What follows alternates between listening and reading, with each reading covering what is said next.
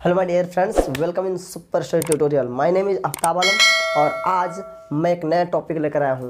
Okay, एक त्रिघात बहुपद यानी क्यूबिक पोलिनोमियल के शून्यकों यानी जीरोज एवं गुणांकों कोफिशिएंट में संबंध रिलेशन, यानी कि क्या रिलेशन है, what is relation between coefficient and zeros of A polynomial. Okay, मान चले मेरे पास पोलिनोमियल दिया रहेगा, वो क्यूबिक रहेगा, उसके जीरोज भी निकालेंगे और उसके कोफिशिएंट, उन दोनों में रिलेशन क्या है।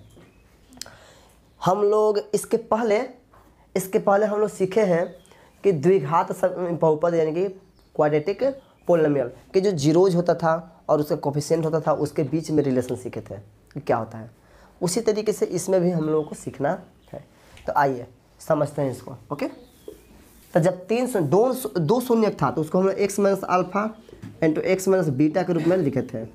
लेकिन अगर 3 शून्यक रहेगा तो एक्स माइनस बीटा गामा के रूप में लिख लिया जाएगा। ओके, कोई दिक्कत?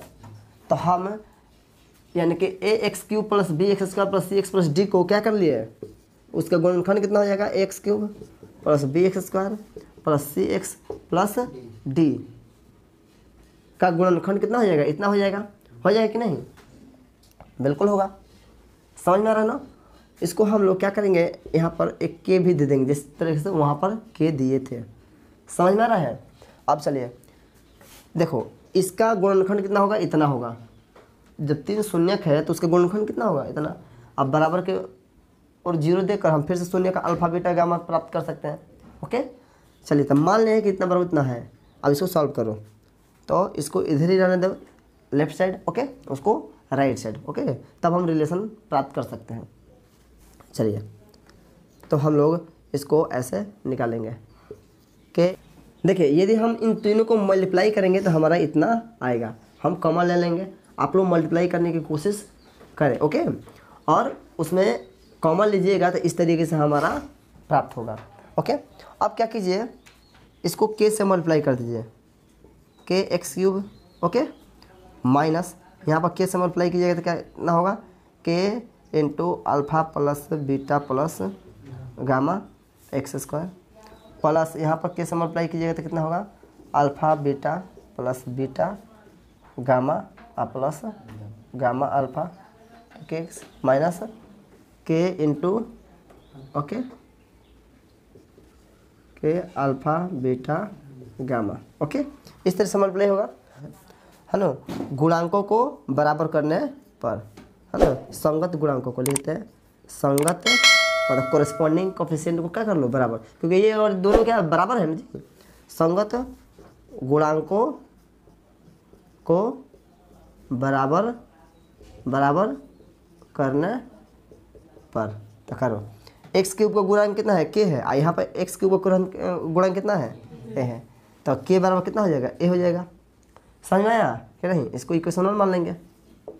समझ में आया? तो जहाँ जहाँ हमारा के होगा वहाँ हम ए दे देंगे। अब चलिए, यहाँ पर दिख रहा है ना सबको? अब देखिए, ध्यान दीजिएगा इधर, अभी ये बाकी है माइनस के, okay, alpha plus beta plus gamma बराबर कितना हो जाएगा, तो एक्स स्क्वायर का गुणांक कितना है, यहाँ पर एक्स स्क्वायर का गुणांक कितना है, बी है, तो alpha plus beta plus gamma equal to हमारा क्या फेंक दिया, बी बटा में के माइनस, तो बी माइनस बी बटा में के जगह पर ए रख दो, हो गया। तो अगर आप लोग से त्रिघात बहुपद में पूछा जाए कि तीनों शून्यकों का योगफल कितना होता है, तो माइनस बी बटा में ए। क्लियर? समझ में आ रहा है ना? यानी कि बी का जो गुणांक होगा उसमें ए के गुणांक से भाग कर देंगे तो हमारा उसका तीनों शून्यकों का योग मिल जाएगा, जैसा कि हम लोग इसके पहले वाले द्विघात समीकरण में पढ़े हैं। उसी तरीके से अगर आप लोग से पूछा जाए इसका गुणांक कितना होगा, तो इस यानी एक्स का गुणांक कितना है ना, एक्स का गुणांक कितना है, यहाँ पर देखो एक्स का गुणांक कितना है, ठीक है ना, के इंटू अल्फा बीटा यानी दो गुणांकों को लेकर गुणनफलों का योग है, दो को यानी कि दो शून्यकों को लेकर, है ना, गुणनफलों का योग, ठीक है, beta gamma plus gamma alpha बराबर कितना हो जाएगा जी, सी ले लिए।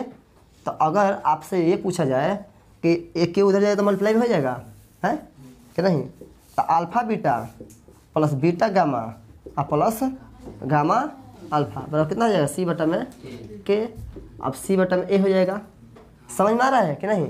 तो अगर हम आप लोगों से पूछे कि दो शून्यकों को लेकर गुणनफलों का योग, दो शून्यकों को लेकर गुणनफल करके सबको योग निकाले हैं तो कितना होगा, तो सी बटा में ए होगा। आ रहा समझ में ना कि नहीं? तो आप लोग डायरेक्ट निकाल सकते हैं बिना फैक्टराइज किए है। तो एक ये फार्मूला हो गया, एक यहाँ का फार्मूला था, एक के बराबर ए है। तो ये फार्मूला काम नहीं है, लेकिन ये फार्मूला हमारा काम का है। क्लियर? अभी और बाकी है। अब देखो, अब डी के कोफिशिएंट बराबर करना है। डी है इसका डी और डी अचर पद बराबर होता है। तो देखो ध्यान से, यहाँ पर के है ना, तब माइनस के अल्फा बीटा गामा बराबर कितना है, डी है। ठीक है ना? तो अल्फा बीटा गामा डी बटा में माइनस के, हमें ऐसे डी बटा में ए, अब माइनस के बीच में लगा दो, ये हमारा निकल गया। तो एक ये फार्मूला हमारा फेंक दिया। समझ में आया कि नहीं?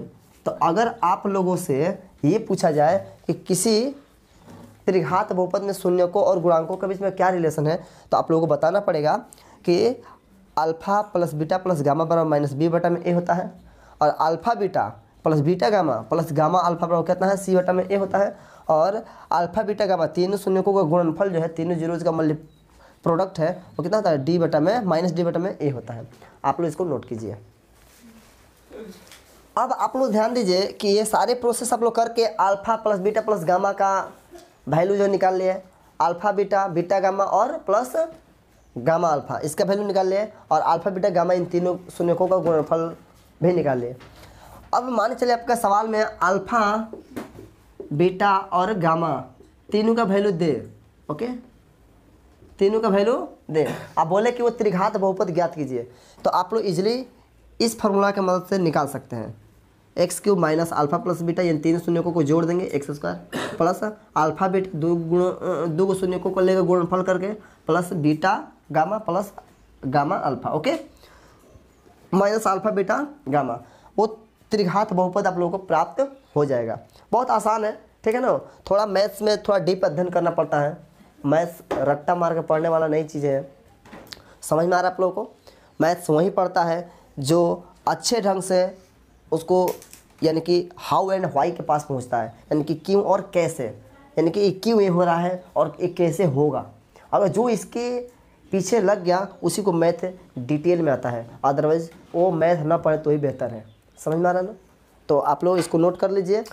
मान चले मेरे पास अल्फा का वैल्यू 3 दिया हुआ हो, बीटा का वैल्यू 4 और गामा का वैल्यू 1 हो, तो वह त्रिघात बहुपद ज्ञात करना है।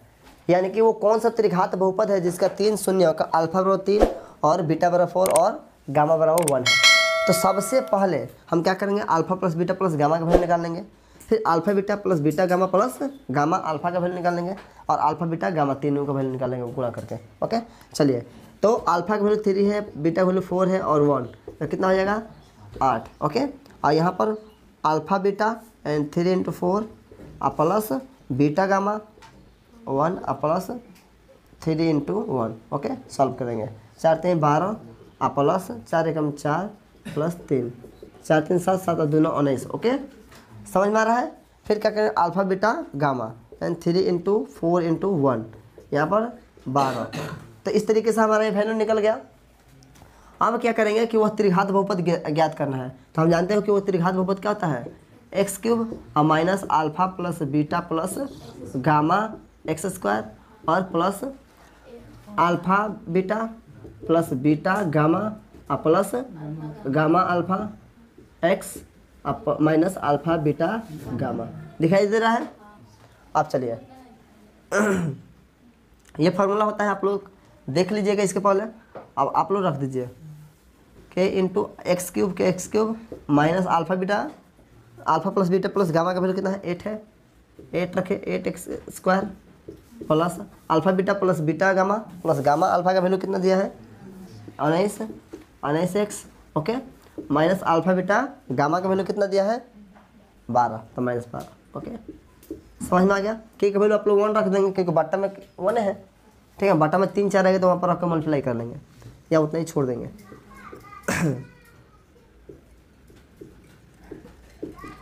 ये हमारा आंसर हो गया। समझ में आ रहा है कि बाउंस कर रहा है? ठीक है, तो आप लोग नोट कीजिए। तो इस कॉन्सेप्ट का यूज करके आप लोग अच्छे से अच्छे क्वेश्चन बना सकते हैं।